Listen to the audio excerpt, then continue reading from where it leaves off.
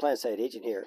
Today we're going to take a second look, a redo of the comparison of boil times between a heat exchanger pot and a standard pot. So if you're interested, stay tuned.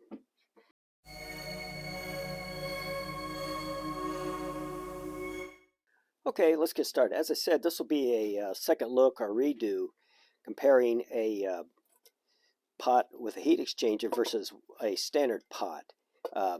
The previous video had a few scientific or apples to apples comparison, and I will have a link to that video if you're interested. It'll be down in the description section. But anyway, I got a commenter mention that yeah, the stoves weren't the same, and the heat exchanger pot, which comes from the Wide C cook set, had has a neoprene wrap around it, which helps keeps the heat in. And actually, that was one of my comments or observations on the previous video. Was I wonder how much difference having this on makes in the boil times, because especially in cold, windy weather, you know, the wind's going to rob any heat, and this will help prevent that, help keep the heat in. So after that comment, yeah, he was right. I really need to take a better look at this. So that's what I'm going to do today. So I took off the insulated pad, so we have both of the pots are the same, and I'm going to use the same burner for both of the boil tests, so we'll be a little more accurate comparison. And then I think I might do a third burn with the wrap back on, just so I can see how much difference this wrap makes around for boil times.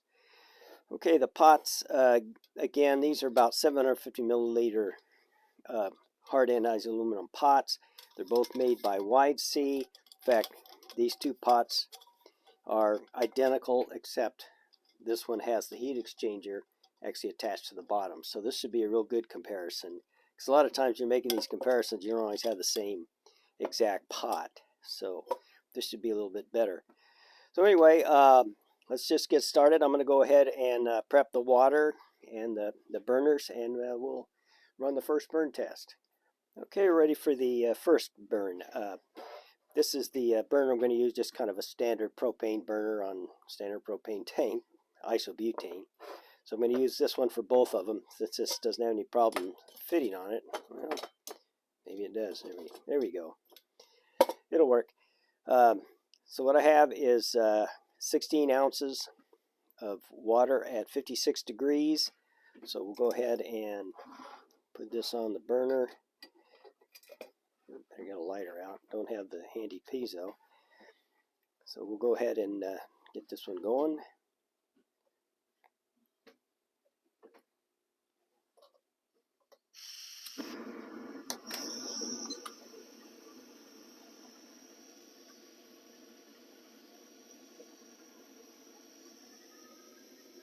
And we're off.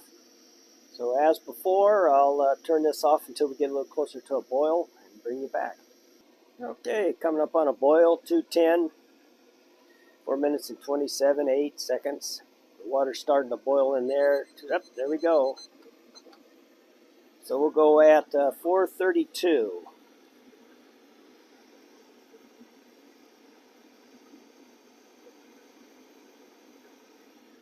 Turn this off.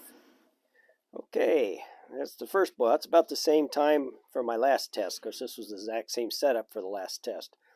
So anyway, I'm go ahead and clean this up and get set up for the next boil test. Okay, I'm set up for the heat exchanger test. Got the same thing, 16 ounces at 56 degrees. There's the heat exchanger pot. So go ahead and get him on the stove. Got to be a little careful with this one, because it wants to slide off the bottom of the heat exchanger goes through. So let's go ahead and light this off.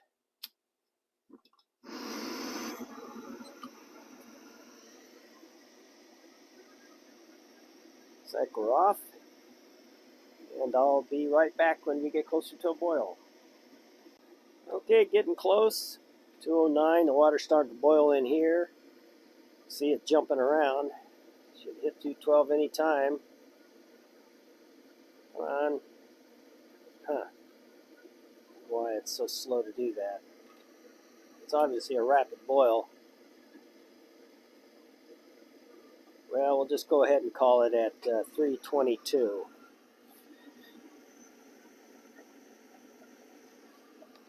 Again, you can see this thing's jumping around, and it's boy, it's boiling. It's a rolling boil.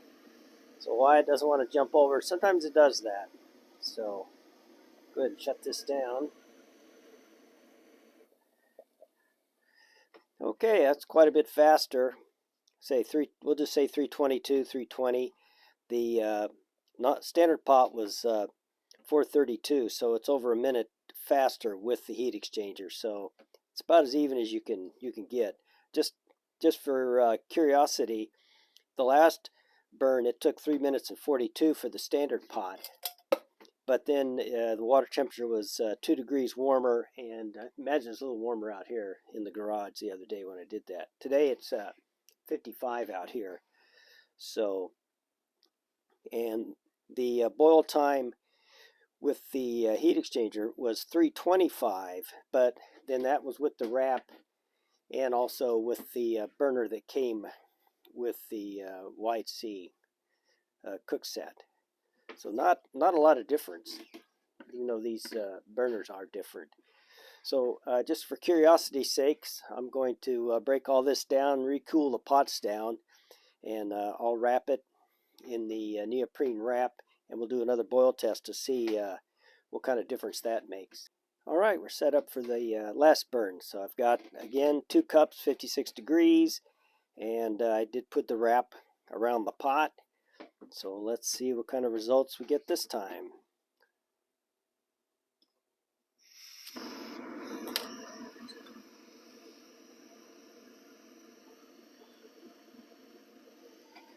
Okay, coming up on the boil, 208. Again, it's rolling in the pot, going to town. See if we get 212 this time. Looks like it doesn't want to do it. Oh, there it goes. 325.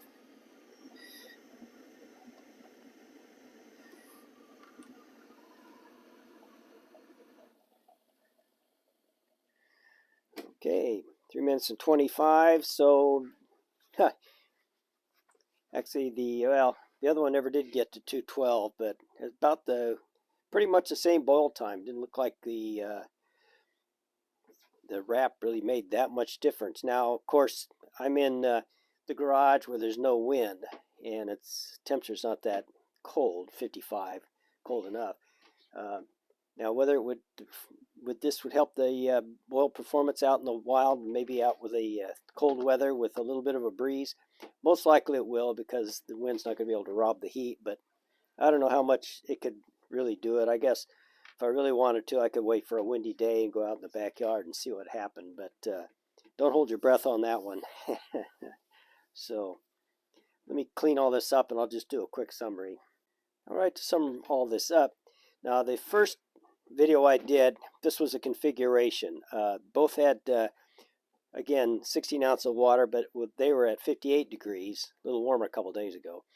But I used the non-heat exchanger pot with this burner. Oops, let me see if you can see that okay. With this burner.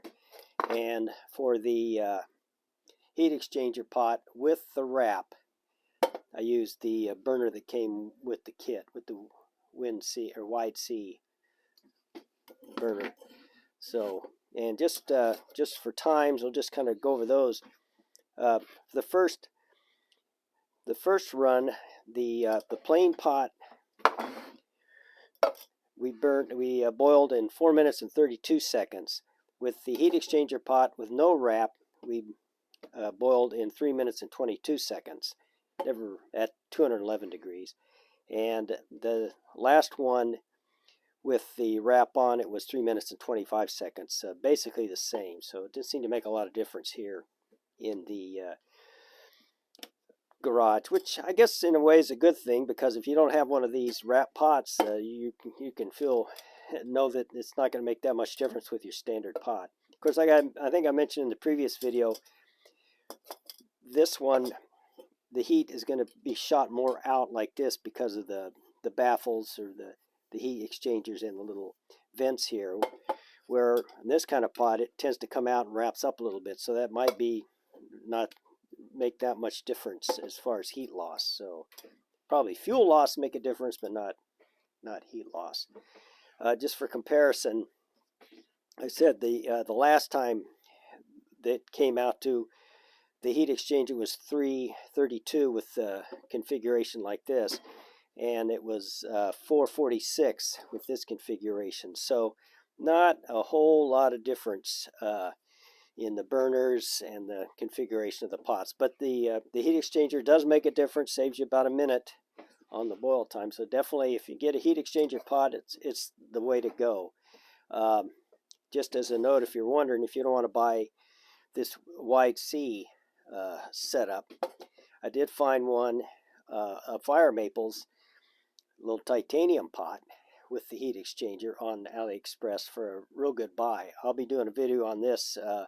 I have the stove for this coming in, or the burner, and I'll do a video on that when that comes in and gets it all set up, so you can look forward to it. But yeah, if you can find a pot with a heat exchanger, definitely do it.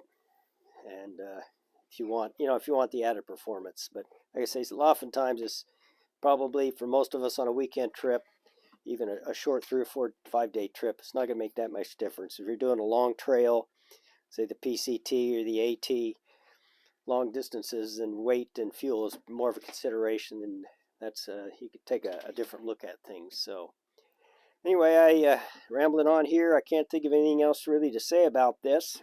If you have any comments, be sure and leave them, and I do read them all.